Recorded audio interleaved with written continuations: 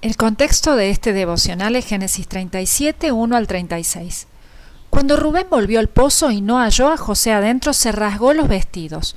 Luego volvió a donde estaban sus hermanos y les dijo: «El niño ya no está, ¿y yo a dónde iré?».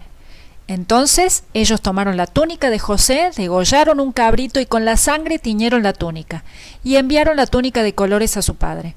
Se la presentaron y dijeron: «Esto es lo que hemos hallado. Fíjate si es o no la túnica de tu hijo». Cuando Jacob la reconoció, dijo: «Es la túnica de mi hijo. Alguna mala bestia se lo comió. José ha sido despedazado». Entonces se rasgó los vestidos, puso cilicio sobre sus lomos y durante muchos días guardó luto por su hijo. Todos sus hijos y todas sus hijas acudieron a consolarlo, pero él no quiso ser consolado, sino que dijo: «Bajaré al sepulcro donde está mi hijo guardando luto por él». Y lo lloró su padre. Génesis 37, 29 al 35. Quizás antes de lo que imaginaban, se presentó ante los hermanos de José la oportunidad que habían estado esperando para saciar su odio y envidia. José había venido a inspeccionar su trabajo. Por eso, apenas el muchacho llegó, lo despojaron de la túnica de colores que le había regalado Jacob y lo arrojaron a un pozo sin agua. Más tarde, mientras sus hermanos lo sacaban de la cisterna, José tal vez pensó que aquello solo había sido una broma cruel, algo que sus hermanos habían hecho para darle un escarmiento. Quizás incluso les dijo lo arrepentido que estaba, que había aprendido la lección y que a partir de ahora dejaría de actuar como un orgulloso. No obstante, si José tuvo alguna esperanza cuando lo sacaron de aquel pozo, toda esperanza se desvaneció cuando vio a los comerciantes y el intercambio de monedas. Sus hermanos lo habían vendido como esclavo a unos comerciantes árabes que se dirigían hacia Egipto. Con esto pensaron que se habían librado de él para siempre. La única manera de describir a los hermanos de José es como personas perversas y frías. Ellos no solo fueron despiadados al vender como esclavo a José, sino también con su propio padre, al planear una mentira que le hiciera creer que su hijo más amado había muerto.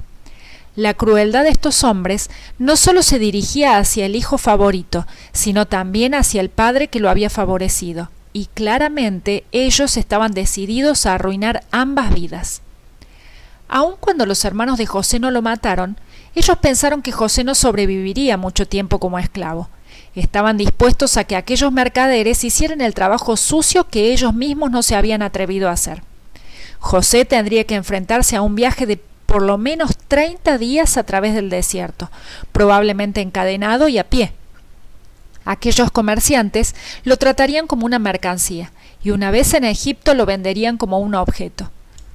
Probablemente, mientras la caravana se alejaba, los hermanos de José sonrieron satisfechos, sintiéndose felices porque sin necesidad de ensuciarse las manos matando a su hermano, se habían librado de él, y además habían ganado algo de dinero con su venta. Sin embargo, para ellos, lo mejor de todo era creer que habían destruido para siempre los sueños de José, los cuales eran una revelación de lo que Dios pensaba hacer con él en el futuro. Lo que los hermanos de José no sabían era que los propósitos de Dios con él se cumplirían aún sin importar lo que ellos pudieran hacerle. Del mismo modo, las promesas que Dios te da a través de su palabra se cumplirán, aún sin importar lo que otras personas hagan o hayan hecho. Mientras todo esto sucedía, Rubén no estaba con sus hermanos. Él no había estado de acuerdo con que ellos mataran a José y había propuesto un plan alternativo: arrojar al muchacho a un pozo. Al llegar fue al pozo a fin de rescatar a José en secreto y enviarlo a salvo con su padre. Rubén sentía sobre sus hombros toda la responsabilidad de ser el hijo mayor. Él sabía que su padre le reclamaría a él si alguno de sus hermanos sufría algún daño. Cuanto más si la víctima era José, el hijo favorito. Sin embargo, cuando Rubén llegó, vio que José no estaba en el pozo como había supuesto, y entonces se desesperó y rasgó su vestidura como una expresión de horror absoluto.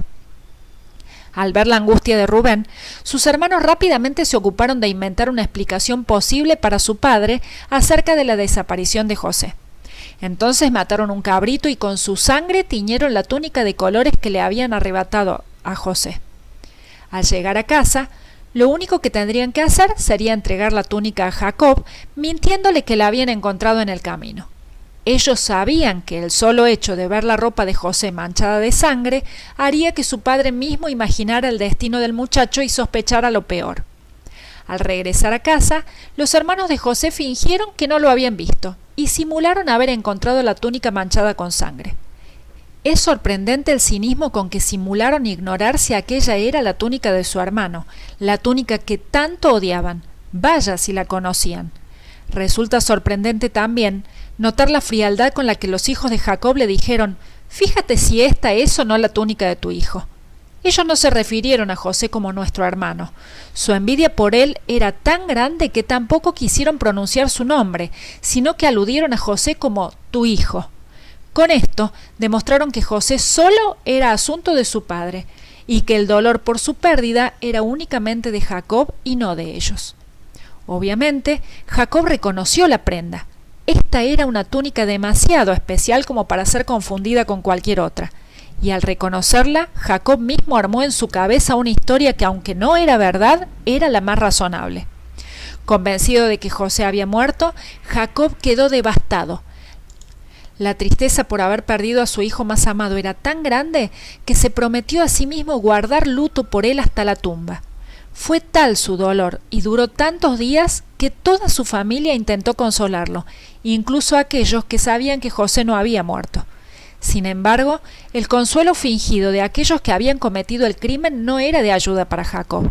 Ni siquiera el dolor de su padre conmovió los corazones de estos hombres, sino que se mantuvieron firmes en el engaño, decididos a vivir el resto de su vida guardando este terrible secreto.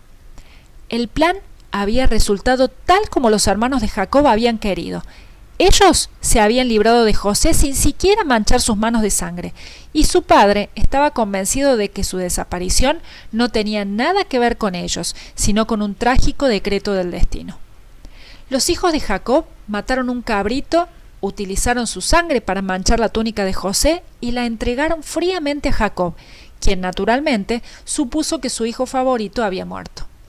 Muchos años antes, cuando Jacob y Rebeca, su madre, confabularon juntos, utilizaron un cabrito para preparar una sabrosa comida y luego tomaron la piel del cabrito y la colocaron sobre los brazos de Jacob a fin de engañar a Isaac y hacerle creer que era Esaú. Ahora, mucho tiempo después, Jacob estaba siendo cruelmente engañado por sus hijos exactamente de la misma manera en que él mismo había engañado a su propio padre. Piénsalo. Cuando una persona siembra maíz, recoge maíz, y cuando siembra cizaña, cosecha cizaña.